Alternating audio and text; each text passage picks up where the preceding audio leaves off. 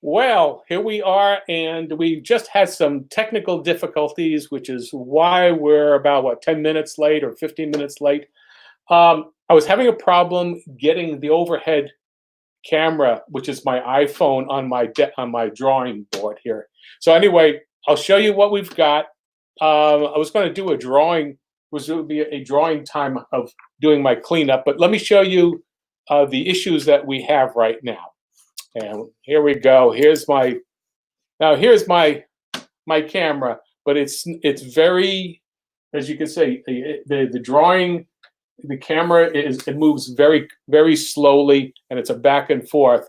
So if anybody in the chat knows how to work this out, please let me know.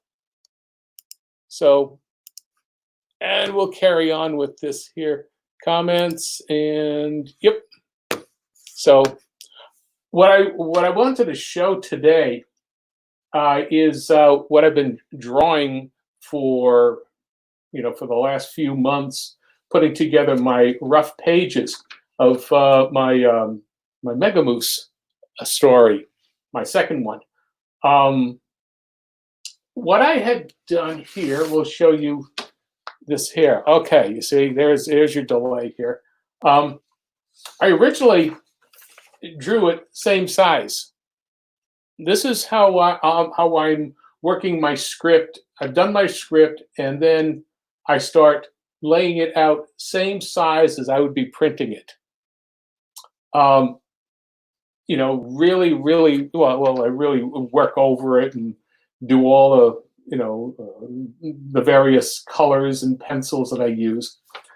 I'll then scan it and then put it into clip art, and the program that I will be doing doing the painting and the lettering, and I will go then and put in the dialogue. Now you'll notice I've got all the dialogue balloons up here. And I'm looking to see if anybody's around. Let me do all the dialogue balloons up here. Oh, there we go. And, I'm going to quiet this out here. Everything that lives has its time on this planet. Okay. Technical time. Anyway, I'll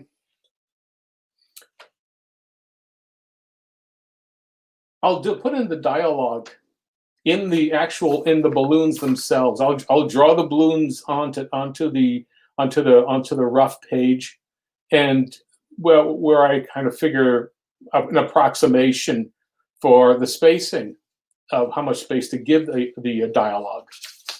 I'll put in I'll type in, then I'll scan and then put into the program a JPEG, and then I'll lay down my my drawing, my dialogue here.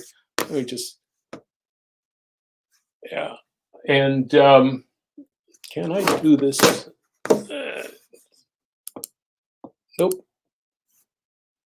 No, back here. We'll just keep it this way here. But then what I'll do is I will then adjust the balloons here, so that I'll say, okay, I've got too much space, and then I will draw on the printout of my rough page, and I'll know, okay, I make an adjustment to it.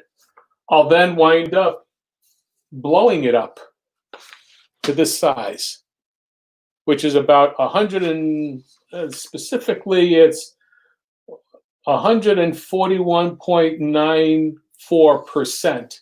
So it's a 41%, 42% blow up from the original. Why do I do that? Because I like to draw bigger. That's one of the things. I prefer drawing larger than what is the standard now is 10 area. The area is 10 inches by 15 inches is the maximum page size. Well, I have a very small scanner, so I said, okay, well, I can't draw more than 8.5 by 11 in terms of 8. size image. But what I can do is blow it up, repeg it, and then make an adjustment so that I can clean up the enlarged drawing, which is what I'm going to do now. Is we're going to just play with cleaning up this this page. Now you all have seen this here. Let's see what happens here. Huh? Now there, that's my working area, and I'll use a blue pencil to work on it. I'll start adjusting as I draw and clean up. Oh, but one thing I wanted to say, it's all well and good to just draw very loosely. I'll do everything I can at this stage, at this rough stage, to see. Now this is a half page, and it's a panel, a half splash page, let's say. I'll try and make sure that there's as much action going on as possible, and that includes this here, for example, the original. Let's see what we got here. Okay, the upper side of this started with, Nicky Nardson, our hero, just looking at an iPad. He's made a vlog, and so this is a start position animation-wise for where the vlog starts and then goes into the next few panels, or it's just animating and just recording what he's done. So if you looked at animation-wise, first page, the first pose is his image himself holding his feather. He tickles his nose with it, and then sneezes into it. The magic lightning shows up, blasts into his transformation as Mega Moose. So basically, the line of action is in this panel is, you'll see. Notice here's the hair flowing through this way here, sneeze, bam, down here, and then his chest and his line of action of energy is really being very chesty, but the lightning bolt hits that, and there's this transformation. So again, it's trying to make everything flow. So it's not just a bunch of poses that I've put together as a montage. There is actual animation here. So what I'll be doing here today, as I said, I'm going to do some cleanups. I'm just going to start playing around with, we'll work on the moose character. Well, first of all, these guys are really two different people. I mean, I know Nicky Nardson is a nerd, and he's a kid, and he gets transformed into Mega Moose, but even he realizes that he's now two people. He's the outer, it's his nerdsomeness, and when he gets the power, he transforms into another person. So there are two different characters in this strip. So I'll start working with this here. I'll do I'll form just just start feeling him out on the power that's underneath, these pencil, shapes. I prefer thinking in terms of of doing a molding process. But then I'll start, adjusting, saying, okay, I'm not going to make this as a clean line. I will still be sketching. And see it.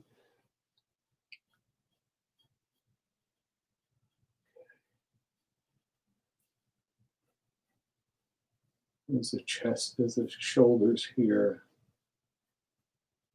elbows.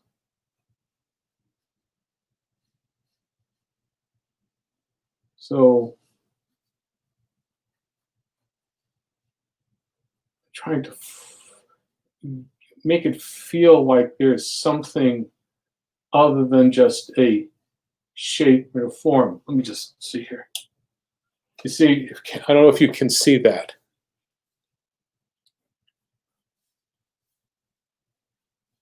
I'm just trying to get the forms as close as I can here to just the essence of his pose. Let's see here. And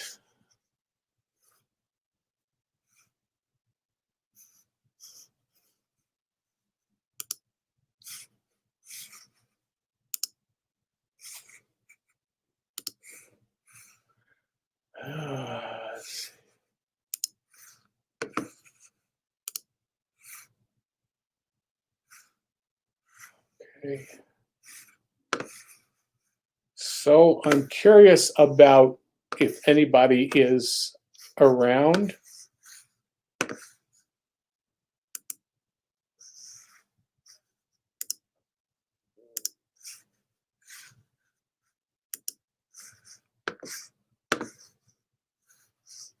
And I'm going to bring in Ryan Wynn.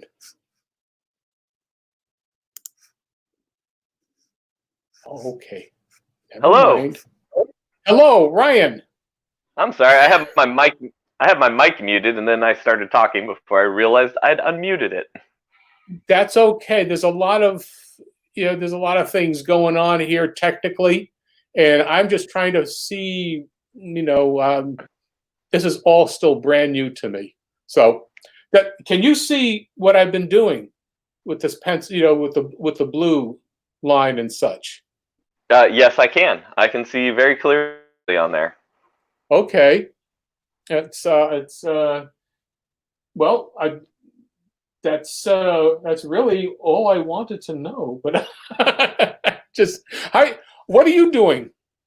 What are you working on? Well, this is a character from Gods and Gears, a new character named Hammerella, and I'm just getting to know her. So I'm drawing her over and over again in my sketchbook.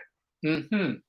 Well, yeah, that's one way of working it. So it's a really yeah.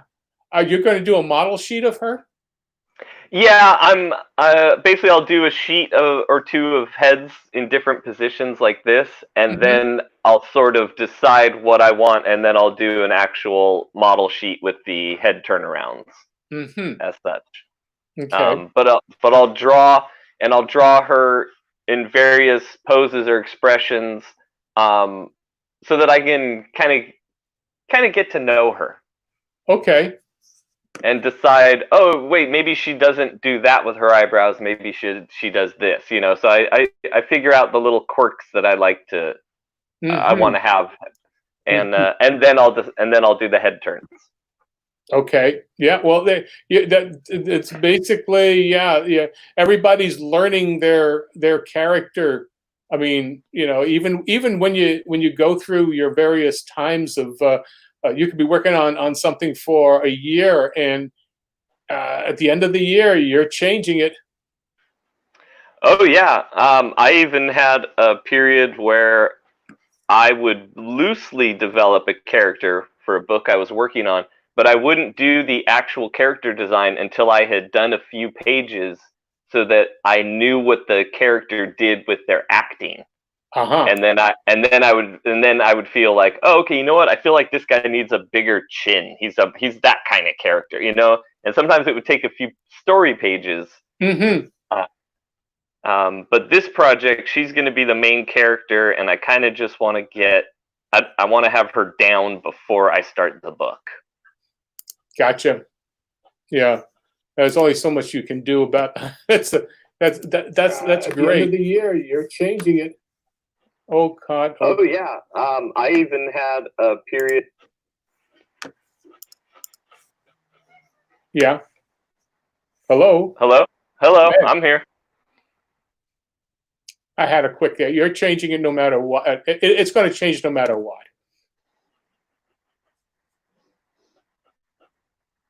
Hello. Okay. Okay. Hello. Oh no, I'm here. Sorry, there was a little delay on my end. Okay. So, well, You want to send me back to the green room so that it moves smoother for you? no. I think what's happening is StreamYard is acting strangely, and I'm trying to see the chats, and I can't really see what's going on. So I'm kind of switching back and forth here. And Well, technically, I asked you. Okay, go ahead. yeah, I keep changing back and forth to see what's going on, and it should, it should show. But for example, I can't. I see Carol Nikecki, and that Carol is in the chat room, and it's you and she in the chat room right now. There we are. Yep. Okay. Hello, Carol. Thank you for joining. Al, and I would love to see. I would love to say hi, and I don't know why it's not showing up on there. Doesn't support. Okay, that's the problem here.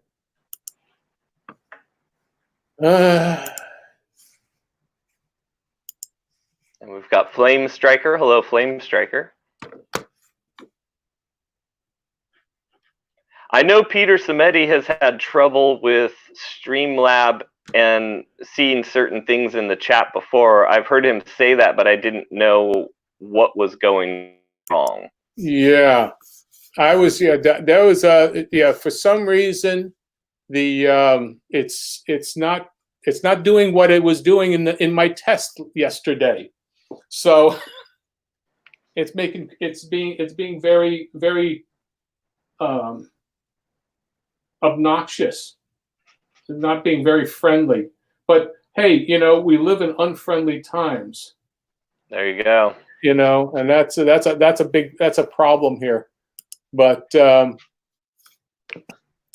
yeah, that's yeah, and so anyway, we'll just carry on with this and do it as we can. I'm going to be working my moose here. And I can see the chat if questions come up, so I can relay those to you because I have my second tablet set up on the side here. Oh, okay, cool.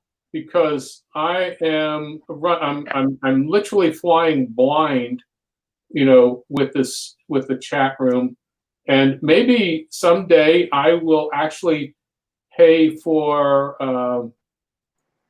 the upgraded professional version, but right now I just don't feel like doing that. Nope, that's fair. That's fair, and it's nice to figure out the stuff figure out what you want to do exactly, and figure it all out before you go paying for stuff. Yeah, us artists are very poor. We're not making the big bucks, so to speak. Let's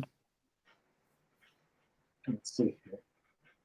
You're giving away all our secrets, John. You know what? I would rather people be forewarned and and keep them from clogging up the marketplace and not making. I just don't want them to be disappointed. You know. I used to get, I won't say shamed, but I would get, I don't know, other professional artists when I got into the comic book industry. I was one of the few people that would be honest with young students. Now, I wouldn't say things, I wouldn't go down a negative path. I would just be honest.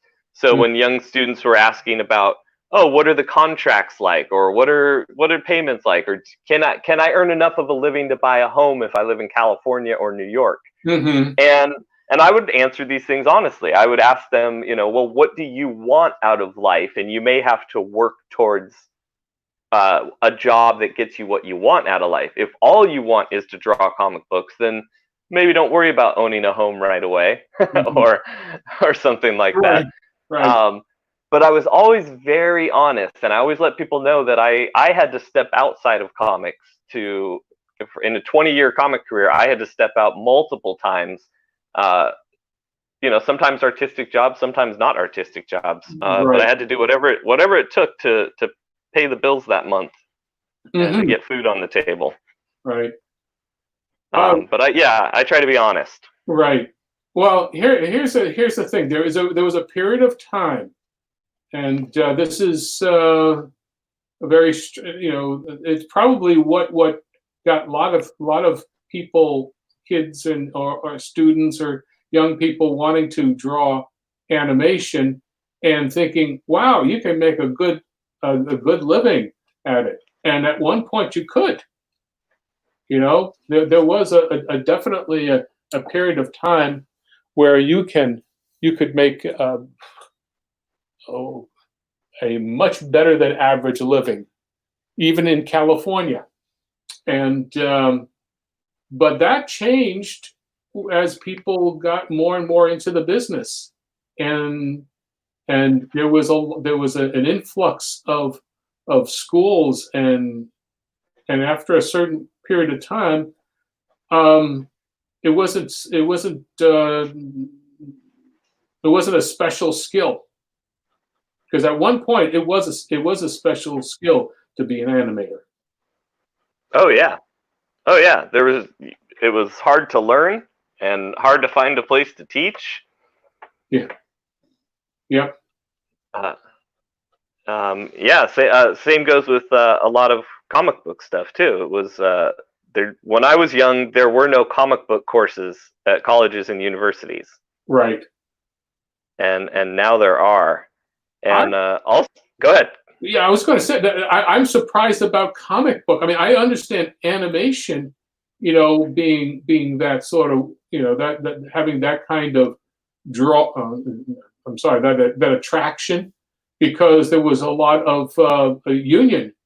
The union jobs were a solid thing. I mean, if you were a Disney animator in the '90s, in the mid '90s to like '97, a lot of them were making 500 grand a year. The top ones, top ones would be making $1 million. Oh wow! Yeah, oh yeah, because you didn't have, it was still just, it was the second, what's the word? It was the second wave of new animators. And that was the old animators had gone away, had retired, and of my generation, people were there was a rare number of people who had a lot of experience, working. I mean, and there was, and then basically what it was a war of talent between Disney and DreamWorks. Oh, okay. Jeffrey Katzenberg had left and formed with Spielberg and Geffen. And this is when they were doing Ants versus Bug Life, correct? Yeah, Yeah. Well, yeah. What was the first? Well, okay, it was right after Lion King. Okay, Lion Okay. King came out in 93, 94, something like that, and Katzenberg had left and formed, Yes. you know, yeah, to form DreamWorks. So the animation, he started raiding Disney. Okay, and then they started gathering up as many people as they possibly could, to shore up their business. They were doing, in essence, they started doing things like, all the various, as you said, ants and bugs and what have you. Uh, Hmm. and that was and that was the major source of the competition. One studio competing with another for a limited talent pool. You know, because you needed so many people on one of those shows or one of those features. To be able to do the work. Yeah, and you didn't want to take the time to start training people. Well, it isn't like you can just train a person and just say, okay, here you go. It's a person. The person has to have years of experience behind them True. to be able to do what's necessary on a feature film of the caliber of Lion King and Aladdin and what have you. So it was a different time, and you just had to, so you could make a really solid living, but then it all came crashing. You Hmm. know, it came crashing when they flooded the market with Disney and DreamWorks musicals. Yeah, And and they were going back and forth. They didn't seem like they were even trying to entertain so much back then. They did produce some good work, but it seemed like their number one goal was to compete with each other. yeah, and that's the way it felt to me too. But the it's very it was a quite a time where people were making money, but they were also working like crazy. They were working 12-hour days. They were working 10-hour days.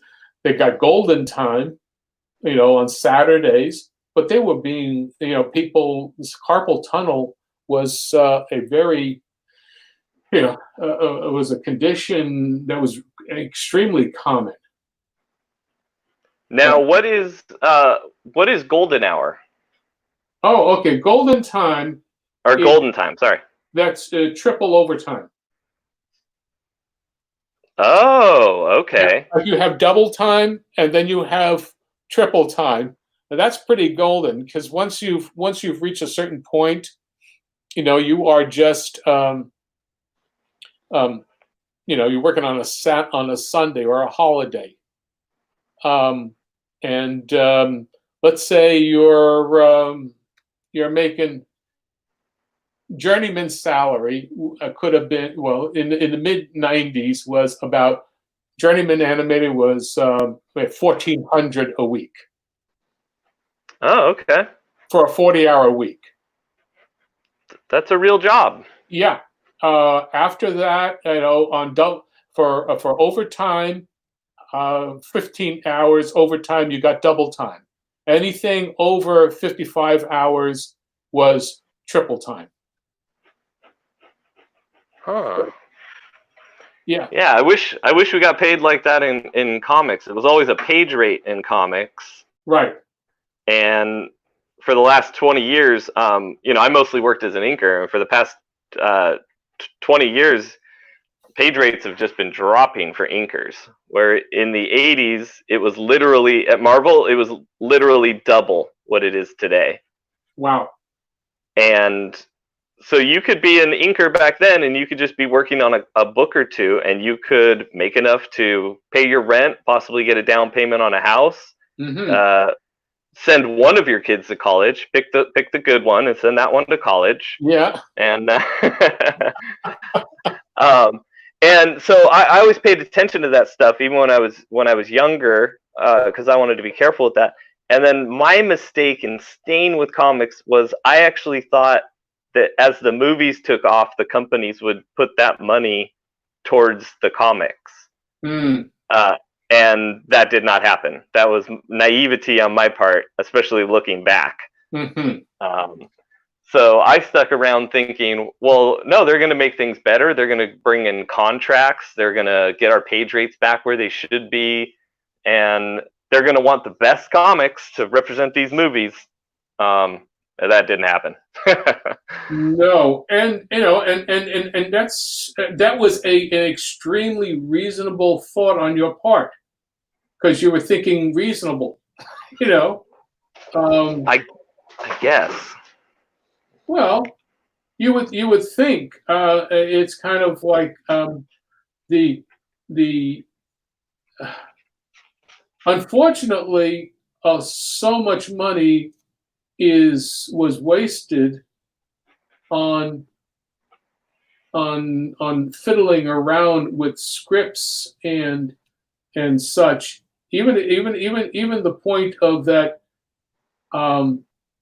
If you go to a movie, okay, we'll talk about it, and there's nothing wrong with voice talent having, being paid well, but when you have somebody, voicing a character, an actor, and getting paid, a couple of $1 million just for the just the voicing, well, that's, I just don't get it. I've never have gotten it understood.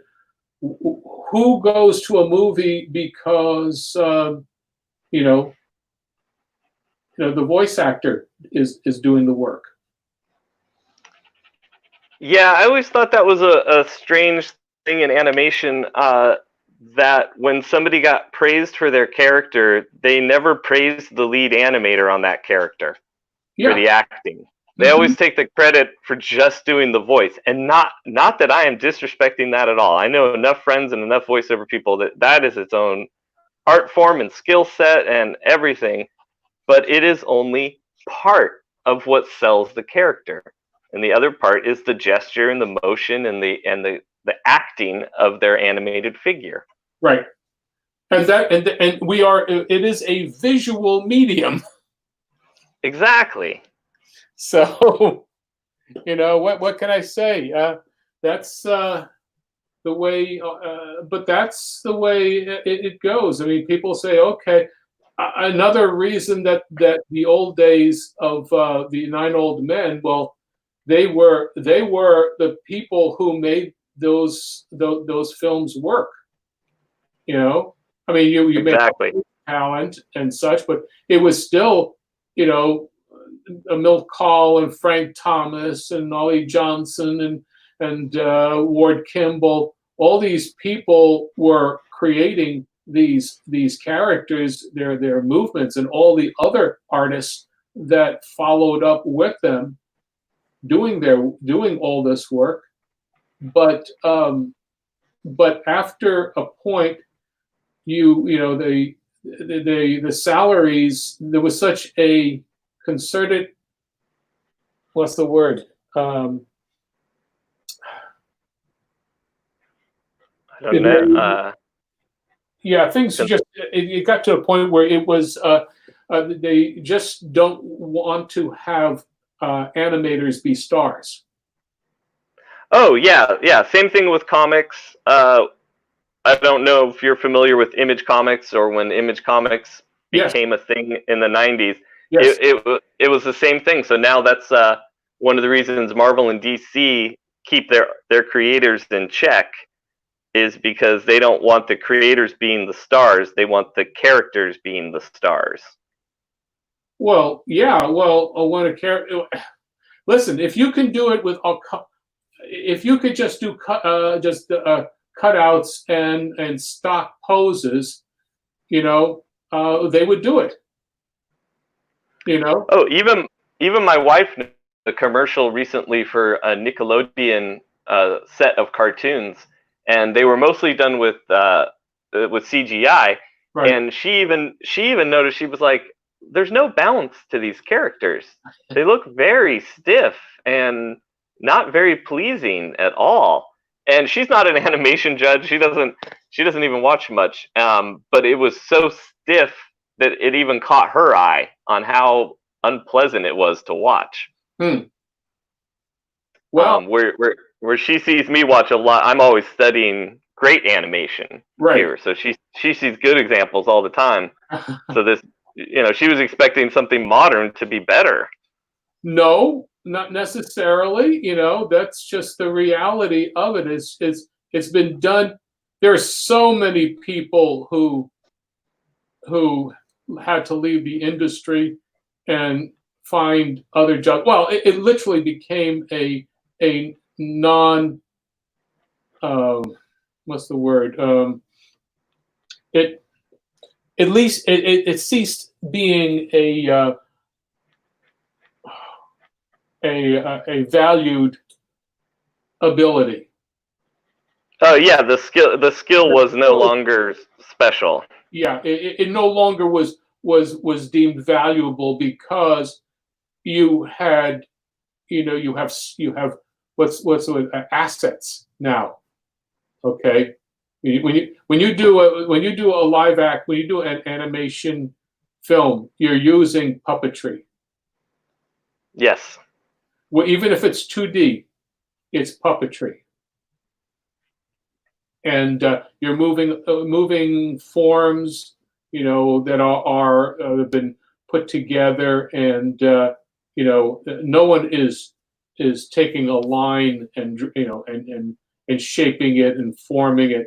You can't do it because you have something that's already jointed, with their digits and such, so and so it's a different world out there, but it's also a different world. And I think the ability of, if you have something that you can, if you have a hunger to draw and you have a story to tell, today's a great time to be able to do it. Yeah, I often hear from young indie creators, that it's hard to break into comics, and they've been sending this guy samples, or this guy, or this or that. And these days, I tell them, I'm like, you don't actually need those publishers, especially if they're not responsive to you. Then maybe you're barking up a wrong tree or something. And you can connect right with your audience now. And I know I say that as somebody that I have a publisher for my current project, but I've also always dabbled in completely independent projects that we fund and we create. Right. And that was always the hard thing to get out there. And now it's easier than ever to get your stuff out there. We've got these YouTube channels, we got Twitter. You put it out there, people are going to respond, good or bad. Right. Yeah. Well, and that's what artists don't, they have to learn, and that is that you are your own band. You are your one-man band, two-person band, whatever you want to call it. You can actually do everything, but a lot of people don't understand that you have to do everything to be successful. See, that's a really good point. That you have to be, yeah. Yeah, there's no way. I mean, no matter what you do, if you want somebody to talk to you, or pick up and do something promotion wise, well, yeah, even in the old days, agents were not really your best friend. Oh no, they were out for your 10%. Yeah, and that's it. And if you couldn't, you did have a shelf life also back then too. If you didn't make it by a certain point, well then I'm sorry, that's it. That's all, folks. So That was something I was very scared of as a kid. So I pushed myself. Man, my 20s were all about pushing myself to the limit and making sure that, because basically my outlook was, I have to compete with guys that have 10 and 20 years of experience. How can I do that? And that was to push myself and just put in extra hours and try to catch up with that experience level. Yeah, well, it's still there's a development time that is necessary. I mean, you can push yourself, but then expect that everybody use the word ages. Then you develop, mature at a certain rate, and you just can't force it. Don't if after a certain point you haven't gotten better and you've done all the best you can, well then you have to accept that that's the best you'll be at this point. Don't compare yourself with somebody else, because you're going to feel there are people that I will never be able to draw like, and I don't worry about that. It's just the reality of it, and so you accept what you're able to do, and then use that as a great I don't know, as an individual aspect of your talent. Make the best use of your assets. Yes, hey, I'm going to take that. There's a comment in the chat that kind of fits with that. And would you also like me to go through the chat and read you some of the questions? Yes, comments? please. Okay, so Raymond Spun says, you need to believe you're better to get better. Yes. And I like that. That's you have to accept where you are, but know that you can get somewhere else. Yes. Yeah. That's a big part of it. Go ahead, John. Yeah, I was going to say, yeah, you can be better. What you're doing is you're saying, okay, I've reached this point. Now, how do I get better? What are my weaknesses? Focus on those things. Exactly. We have Wizard the Board Time Lord. He said, Love and Rockets had some good CG animation. I haven't seen that. I'm sure it did. And I wasn't taking a dig at CG animation. I'm a big fan of that as well. It was just the particular daily cartoons that my wife saw. She realized that those ones were sort of lacking. Or Warzord. I called him Wizard. I'm sorry. Warzord, the Board Time Lord.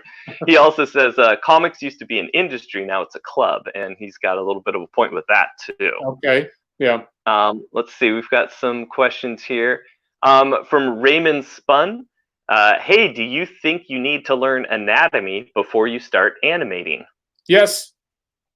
Yes. If you don't have to be a Da Vinci, but you should understand what makes a body. I mean, that's what I was doing. I was studying bones and structure and muscles and what have you, and I would be just drawing. I would just doodle that and work on that, at breakfast time. When I was first starting, I said, okay, where does the wrist work? How does it, where are the joints? Understand, what your character. You can't break rules without knowing the rules.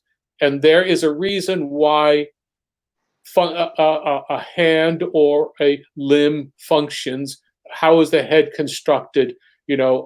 Understand that. I mean, there's nothing. You really do have to understand what it is that you're moving. So yeah, that's my question. That's my answer, long-windedly. And it'll just make everything else easier. Same with comics too. You can study it while you're creating your project, but every practice you do and every study you do of those muscles and that anatomy, it'll answer more questions going forward for you. Yeah. All right. We also have Marv Artwork, who's a great dude over on Twitter, and he says, "Hello, everybody. Glad to be here." I'm glad you're here. We have BB95. Mr. Celestri, I can't believe you were rejected by Disney Animation just because of a ridiculous reason. Yeah. Yep, that's true. It's all in the book, Ryan. That's right. Rough Sketch is Rough Sketch in demand? Oh, it's shut down now. I'm done. It's shut down now. Okay. Yeah. It was. That was about a week ago, a little over a week ago that I shut it down.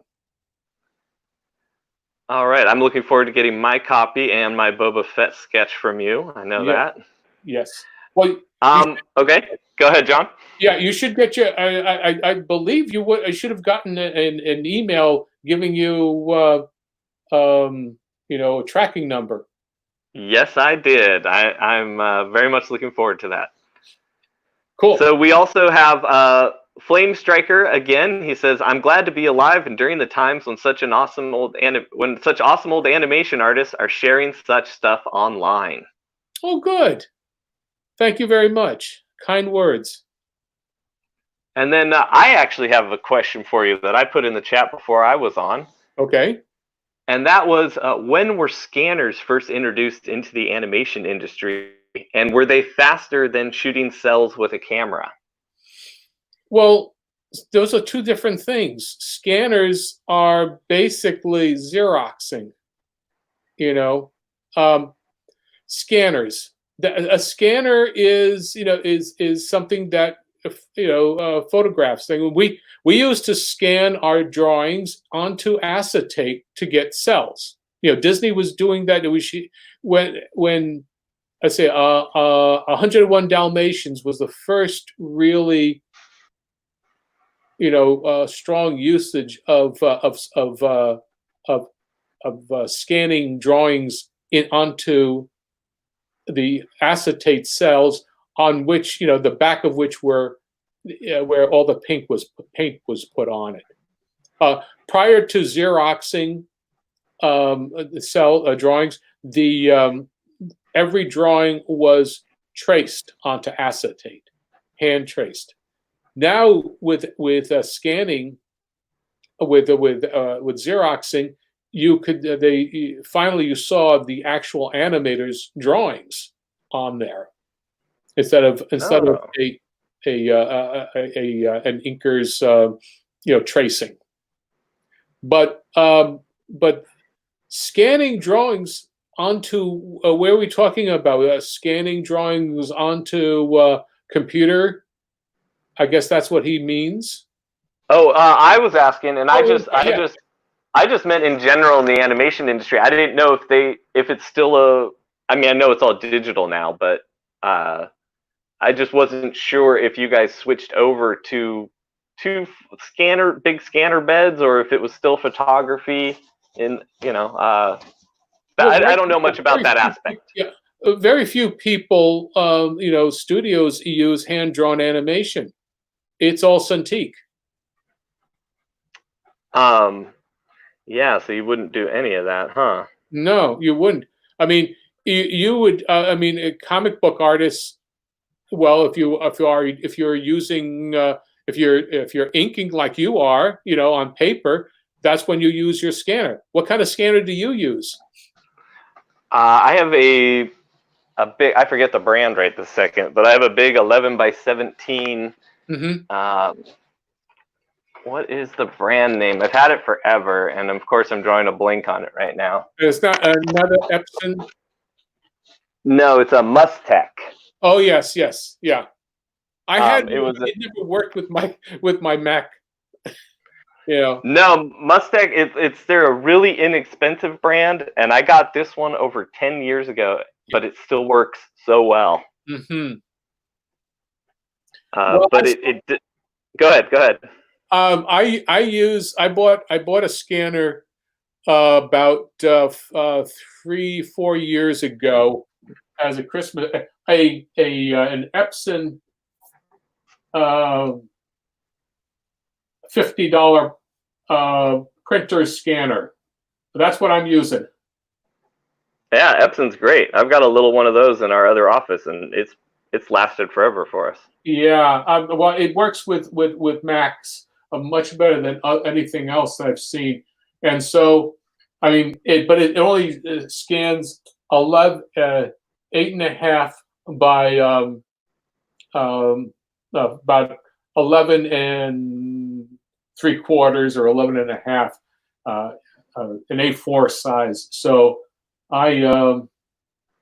that's why I'm redrawing everything, or I mean, I blow up and I just use this as this size, in the scanner, and then I just throw it in onto piece it together in the program, the computer, for painting. But yeah, I know lots of people that do that. They design all of their artwork so that it's like in the half page. Mm-hmm. Yeah. That's yeah. And it's kind of like it forces you to understand what you're doing on a page instead of having a full page. You've got to understand how it works in half page increments. Yeah, I inked someone, and he did such interesting designs, and everything was done on the half page like that, and I didn't realize it was because he only had the smaller scanner. I thought it was just pure artistic choice, and I loved it so much. And then I asked him about it, and he said, "Well, that's just because my scanner." It wasn't any great artistic choice like you think it was. It was literally my scanner's too small. Yeah, well, that's the reality of this here is that you wind up with a circle. You make use of your what's the word, your limitations. Mm-hmm. I'm trying, and limitations. I need light, and so trying to make adjustments here. Oh, there we go. That's what we're doing here. That looks great. Yeah. So I have a window behind the computer here, and it was a sunny day here in Lexington, but then suddenly it just the clouds rolled in.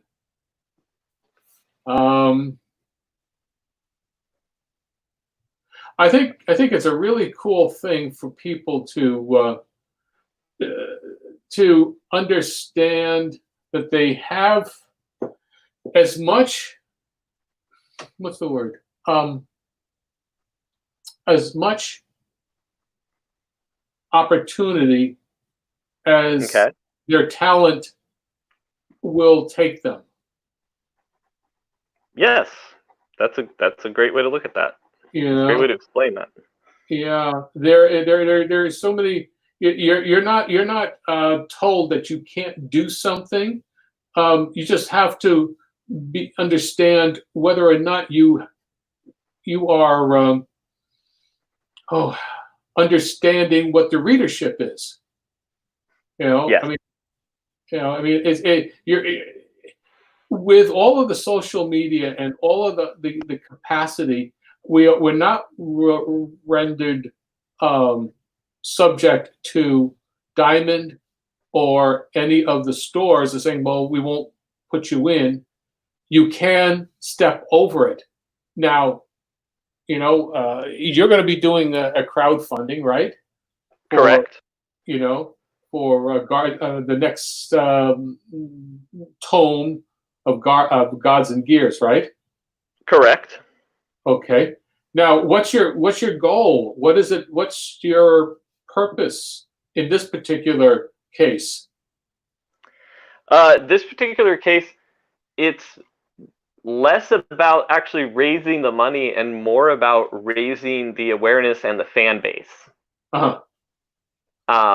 Because that was my mistake, I would say, about 10 years ago when I started looking into crowdfunding and stuff, is I didn't want to go out and ask people for money. That's the way I saw it. I was like, well, this is just asking strangers for money. And that was just part of the being on the internet that I had to get used to, was that stuff like that, it happens and that people are okay with that. And then I had to realize that, oh, this isn't just about asking people for money. This is about building a fan base. This is about getting people excited about the project you're working on, even if you're just some independent creator. And then I started to see the benefits of that. And I never ran a campaign on my own, but I was part of projects that were part of successful campaigns. I was lucky the people I was working with handled everything. Right. Okay. So now I'm going to be stepping out my first time. And yes, it's about raising the funds so that we can easily make the project, where the first volume of Gods and Gears, we did all of that ourselves. We put it together in our spare time. We didn't have spare time, but we put it together in the time we could on our own, and we'd like to lighten that burden on ourselves, as well as expand the fan base and the readership. Okay. Yeah. That's well. What you have now is, at least you have the capacity. You already have an awareness, so people are aware of Gods and Gears. You're not starting from scratch. Yes, and I appreciate that benefit greatly. And that's what people, when doing crowdfunding, have to understand, that it is a process. Creating your work. You don't just put it up there and say, okay, it's great looking stuff. But what first timers don't understand is that people have to be, when you ask somebody for money, well, how do they trust that you're going to do it? Because basically, you're not really in crowdfunding. They are supporting you as an artist to get your project up, whatever it is, or you're a creator of whatever. It could be a game. It could be what is it? A new invention. You want to get a prototype. They believe in what you're doing, but you're not. People are not actually just buying your thing. They are supporting your vision. Yes. So you have to be. People have to feel like, wow, I can trust this person to come through on this. And that there's many times there are cases where those crowdfunding creators have not come through. Oh yeah. So there is the aspect of how are they going to trust you? For example, doing my crowdfunder with a rough sketch, I was very touched that enough people paid money, and trusted that I was going to send them a Boba Fett sketch and a book. They didn't know who I was, really. So no, and it's a funny thing that we've gotten to the point, or it's funny to me that we've gotten to the point where we do trust each other online like that, and I like it. I say funny, and just that 20 years ago, I wouldn't have trusted people online the way I do now. Yes, yeah, but for somebody who's starting from scratch, you have to do a project. You have to do something small, and by small I mean you don't spend 2 years working on something. Do something that you can take and do it on your own time, and do a small enough project and have it ready to go. Yes. Don't wait. Don't say, "Oh, I need a year to do this or 6 months to get this thing going," and don't expect to live off of it. Again, it's like a process. You have to do you have to think in terms of you're building trust with people who like what you do, but you got to deliver it. Exactly.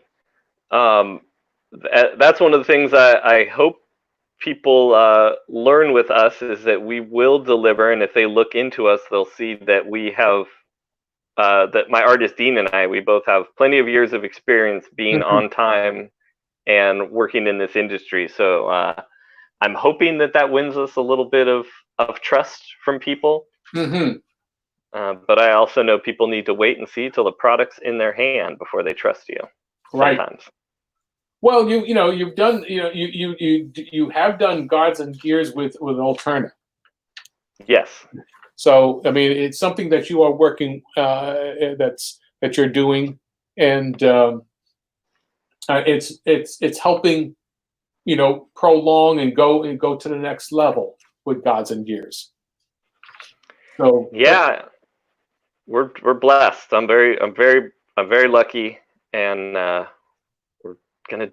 working our butts off. yes. Speaking of working my butt off here, as you can see, I've blued out the drawing. Yes. Look at that. You got that whole figure and a bunch of the other stuff done. Yeah, I've done everything. I include putting in the word balloons because I know that there is enough space for the balloons to work within, for the dialogue, because I've already tested it out in the sprint form. Okay, so instead of me trying to do, having a template or whatnot, I like having the irregularity of what the balloon sizes are like. I've got a double balloon here and then another single one here, but I don't use the same formula for how long, for the what is it, the arrows out of the balloons. I don't know what the official terms are now, but we used to call them darts or what have you. Anyway, darts and tails, people call them. Yeah. Okay. So what I'm going to do now is I've got a tickle and a sneeze and a bam effect of dialogue. I prefer doing effects by hand. I agree. I don't like doing them with text, with fonts and what have you. It's just my own personal thing. So I'm gonna lay this down again, another sheet of paper, and I can put this up and yeah, my thoughts on the sound effects are I prefer the artist to draw them because it looks like the artist's style. Yes. There's a uniformity there. Yes. And another thing what I like is the line work. For me, I prefer pencil on paper, and when I scan it, there is now again ink. Correct. Okay, so any kind of texture, do you make adjustments in your scanning for smoothness or anything of that sort? High contrast or what? What do you do? I'll do an adjustment to basically raise the white and the black levels. Yeah. To raise the contrast and to clean it up a little bit like that. But that's about it for the black and white work, unless I have to knock out blue line or something like that. But if it's just straight black and white piece, I scan it and then I adjust it. I usually use levels in Photoshop, not straight contrast, but in essence, it changes the contrast. Right. Yeah. For me, what I'm doing is that when I scan my drawing, I've already buffed down the blue down to, and I've done one video showing that. So what happens is then I will then, draw with a black line and just clean it that way. And I run it. I use I set it for gray tones when Yes. I scan. Not black and white. A lot of people might. I went, well, black and white, okay. Well, it's ugly. I just don't like it. No, I don't do that either because it almost pixelates your line work. Mm-hmm. Yeah. So I will do that and just I'll take the contrast and just throw it all the way up, to make it as high contrast as I can, because I have a pencil. No matter how black and hard you press on it, it's not going to be a black. So I just throw high contrast all the way up 100%, and that gives me also a little grittiness to the drawing that gives a kind of a roughness to it. And then since I'm drawing, when I scan it about 600 dpi, dots per inch. And then I'll then, when I reduce it, it's like drawing for reduction once again. Things will tighten up, and the lines will kind of smooth themselves out as far as they can. And so that's how I work it. Okay, that's good to know. Yeah, I was surprised to see at first that you did your ink lines with that pencil. They come out so clean. I just assumed it was some sort of pen. Well, it's kind of like I learned as a cleanup artist. Basically, that's what you do. I mean, we were as an animator, your pencil line would come up black anyway in Xerox with toner. So. So I learned to clean up my lines as smoothly as I can.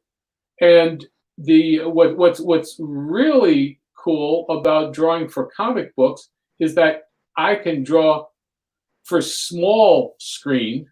I mean, I'm drawing large, and that'll be reduced.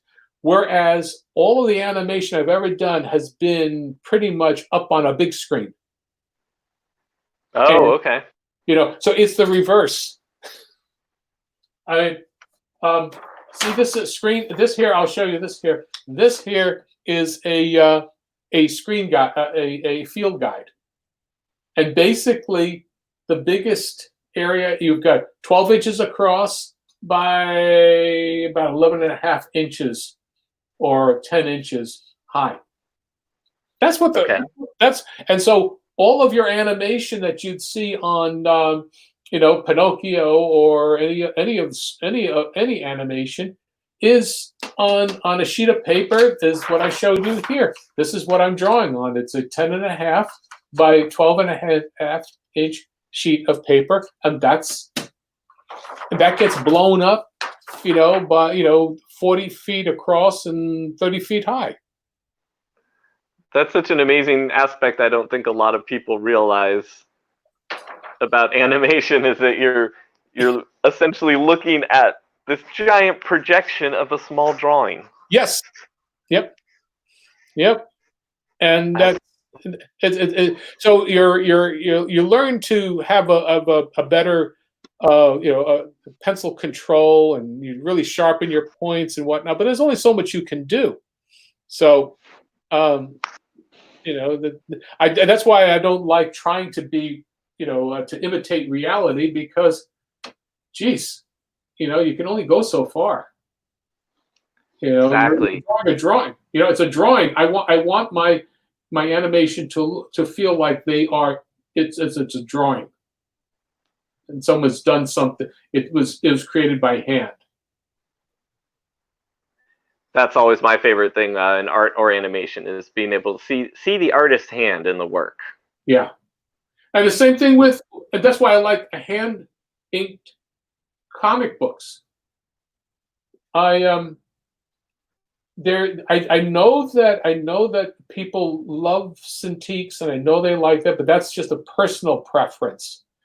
I think that when something is smooth all the time, and I don't know how far you can really approximate a pencil, a sketchiness. I mean, I don't know.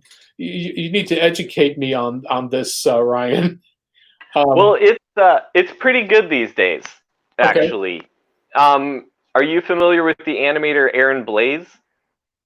No, I'm sorry, I don't. No. He did a lot of Don Bluth animation stuff. He was probably the generation after you. But he designed a pencil for Photoshop that Oh. I decided to try last year finally, because I don't like a lot of digital pencils. I can't draw with them. I usually draw everything on paper, and if I want to do anything digital to it, I scan it and then play with it. Right. But he developed this pencil that it has the softness of an actual pencil. You can, when you're doing your circle shapes for a head, say, it feels the same. Like you can just go very light, and then you can bear down, and it gets darker, not so much thicker. Okay. I still don't prefer digital at all, but if I'm going to draw digitally, I like to use that pencil, Right. because it feels the most real, and it feels like somebody who really knows a pencil helped develop it. Mm-hmm. And especially somebody with his skill level. Sorry, go ahead. Yeah. No, anybody who has worked on pencil and knows the feeling of a good pencil and what kind of feeling it gives you. I really enjoy just the feeling of doing a nice line on quality paper. I just can't. It doesn't. The process of drawing on glass. I mean, I have problems enough drawing on animation glass. Uh-huh. That's what this is. This is glass. This here is from Raggedy Ann and Andy. Wow, really? Yeah. Yeah, this is my disc from that. This is my disc from Raggedy Ann and Andy. Let's see. There you go. Okay, here. This is the second bottom peg bar. That is what I use here. Let's put them up. Come on, get in there. Okay. Yeah. Where's the delay right there? So anyway, yeah, this is what I used back then. So it's 45 years old? Yeah. Wow. Yeah. It looks like it's in great shape still. Oh yeah, it is in great shape. I don't abuse my tools. Well, and plus they used to make stuff that lasts. Well, this is all metal. Today it'll be plastic. Oh, there you go. Yeah. Now we have more comments and questions. Would you like me to go through those? Yeah. Okay. Let's see. I don't want to repeat. Let me go through really quick. Okay, we have Warzord asking another question. He says, "Have you guys seen Klaus? It has great animation." I wanted to be. Yeah, I've seen some of it, and I just got Netflix, so for a month, so I'm going to take a look at it. I did try to apply for it, and I just didn't get any response. So that's there. I understand what he's done and what Sergio has done. I don't know him. I just know of him. He was a Disney animator, and he's Spanish, but he returned home to Madrid, and he did all kinds of work there. And I'm very glad that he was able to do it. So, but it's a very Disney-esque kind of movement, So as far as I know. Yeah, the things I was watching about it looked really interesting. How it's 2D animation, but they really pushed the shading and the lighting so that it had a 3D quality or effect to it. Yeah, I haven't seen it myself. Maybe we should both watch it, John, and compare notes. sure. Well, we'll see. We'll see what we do on that. We'll talk about that. Now, we have another question from BB95. Mr. Celestri, where do you get your animation paper from? Any particular website? Okay. Yes. I get right now the only place that you can get animation paper is from, at least depending upon what you want to pay, but it's called Lightfoot Animations Supplies. Just go Lightfoot Animation, and he's is a studio. Is a gentleman who taught animation in had clubs at I think in Eureka. Anyway, he's in California. He's an older gentleman, and he supplies all kinds of high schools animation clubs with material. So yeah, just look up Lightfoot Animation, and you'll be supporting independent business as well. Yes, but but right now I think you can get a lower quality paper from him. The highest one is about $40 a ream. That's 500 sheets. Now, what is the paper like, say, compared to just printer paper or Xerox paper? Well, it really, I mean, years ago, I used that for my Batman stuff, my Batman commercials, but that's 32 years ago. The quality of paper has gone down tremendously because everything now is formulated to work with printers, not for writing or drawing.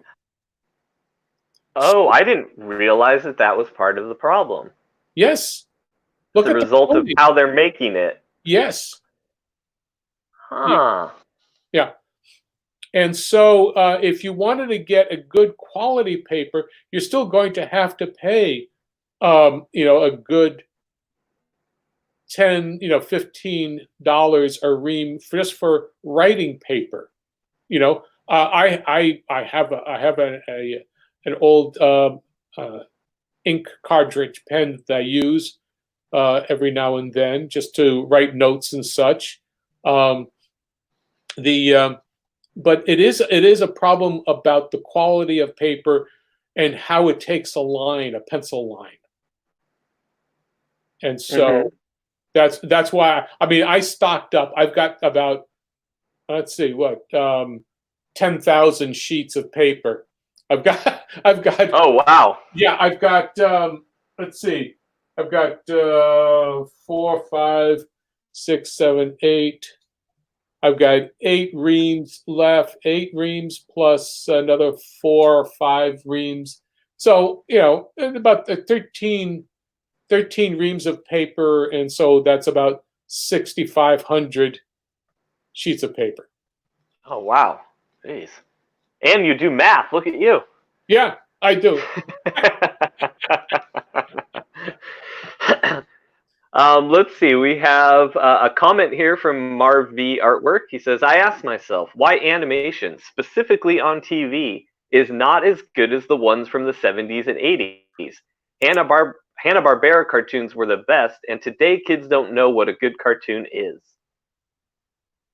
Well, I say you said it all. Yeah, that's true. Yeah, I mean, basically, well, what it is that you're looking for a particular style of drawing, a particular style of writing, a particular style of entertainment. That's really basically what you're dealing with. It's different. I grew I grew up as a kid watching early TV before going to school, and we would watch. I watch Warner Brothers cartoons, so of the '40s, and I Oh, grew up. I grew up in the '50s, and so I went to. So I'm watching when I'm like 6 years old. That's 1955. So I'm watching uncut cartoons of okay. not just Roadrunner, but Bugs Bunny and Daffy Duck and everybody getting just being very physical, and same way with Popeye and all of that. But then Hanna Barbera comes along, and because they need to make money, they need to have a living, and turn out cartoons at a very fast clip.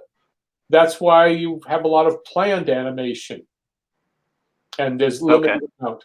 So, but Yeah, I didn't realize how much of a fan I was of the Hanna-Barbera stuff until I started animating recently, and uh, I was drawn to how they did things, yeah, and it's very much infused in my brain. okay. Well, you're working all purely on a tablet, right? True. It is all on tablet. I'm doing it all in a 2D way, though. I'm hand drawing everything frame by frame. Mm-hmm. Are you using exposure sheets?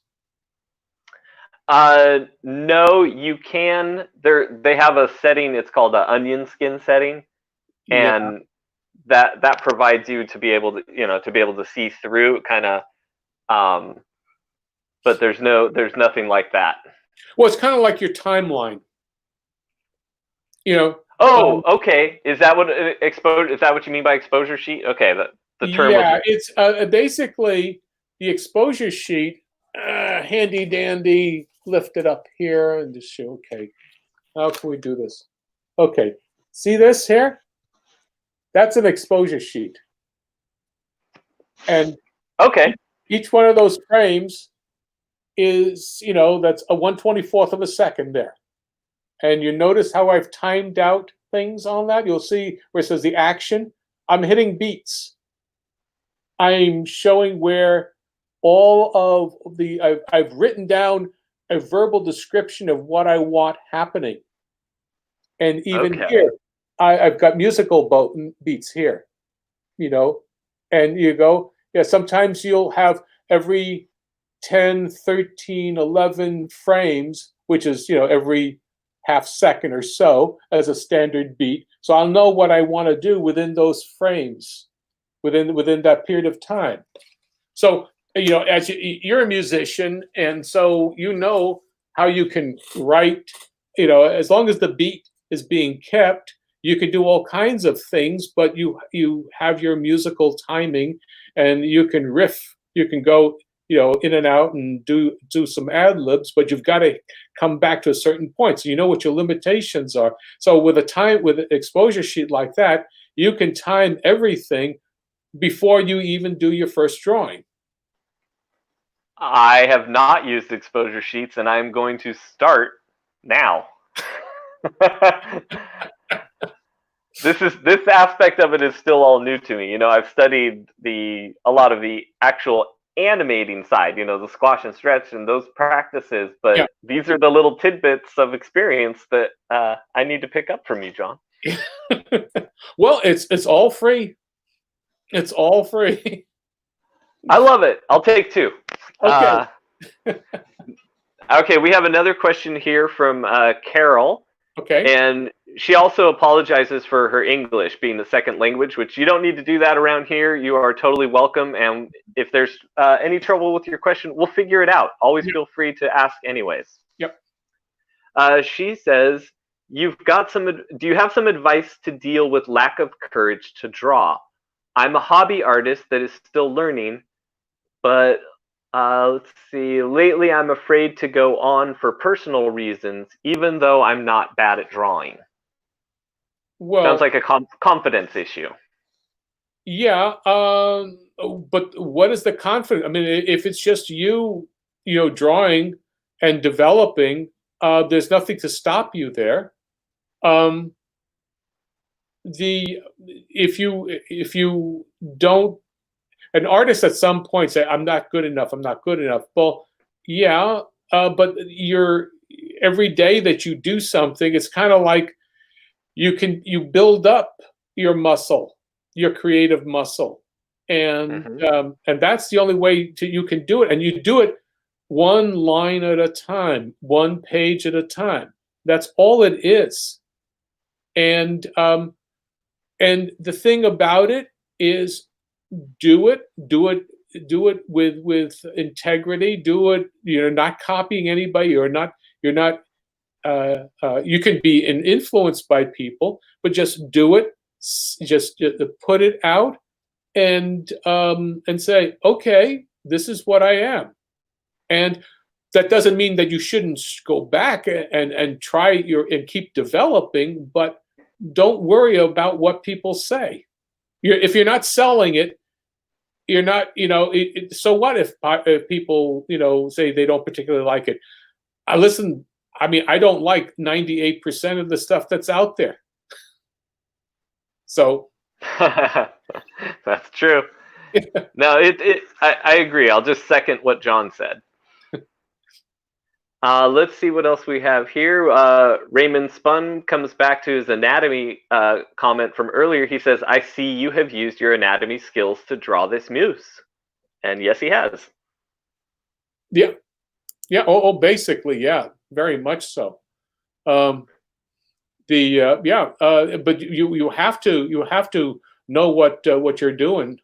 I mean, basically, he's a minotaur. Oh, that's true. I didn't think about it like that.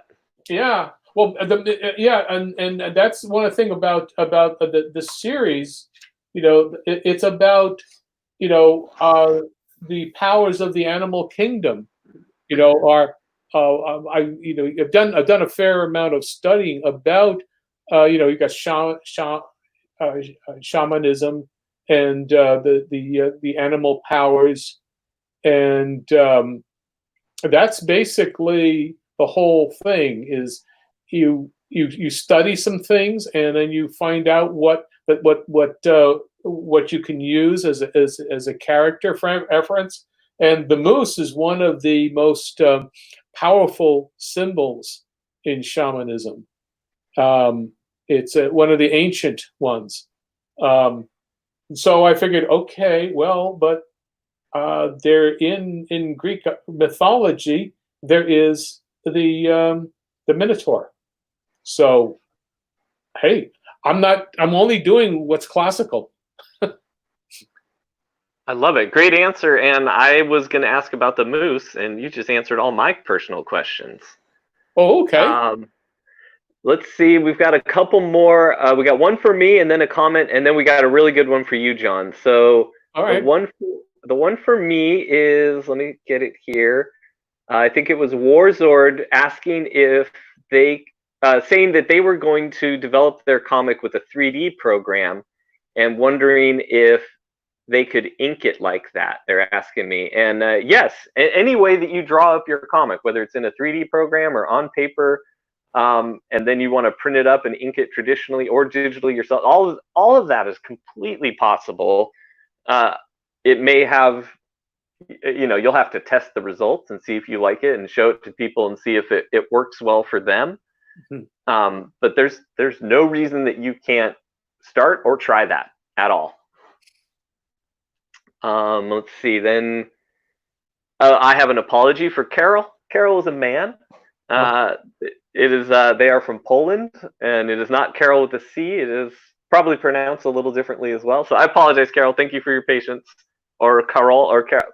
I apologize. And then a good question for you, John, is what movies have you worked on? Oh, Rock and Roll.